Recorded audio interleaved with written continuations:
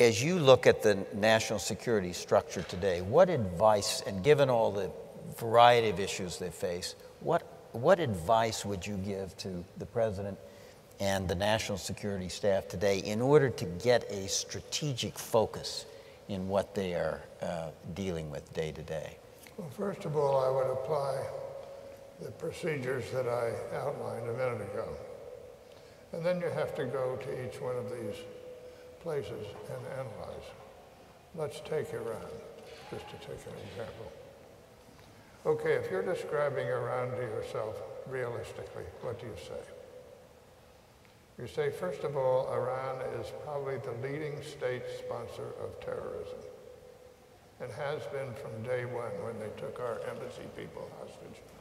Then they had the attack on the Grand Mosque in Mecca. And they have been conducting terrorist attacks all over the world constantly, sometimes directly, sometimes through Hezbollah or other Nazis. So that's number one about Iran. It's a state sponsor of terrorism. And Iran also has some of the characteristic of ISIS in that it is against the state system. These people in ISIS don't believe in countries. They're trying to establish something different from the state system. And Iran has always had that aspect to it. So support for terrorism. Then, if you look inside Iran, there are a lot of executions, even with this so-called new guy. So they run themselves on a tough basis. No question about that. Then they have developed ballistic missiles. Why would they want a ballistic missile? They've spent a lot of effort on that. And then they are developing nuclear weapons.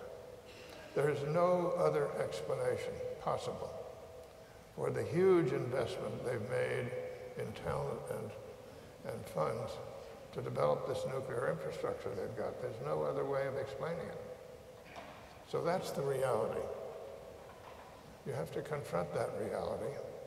And you all have to say to yourself, they're not known as rug merchants for nothing. Historically, Iranians have been good bargainers. They know how to do that thing.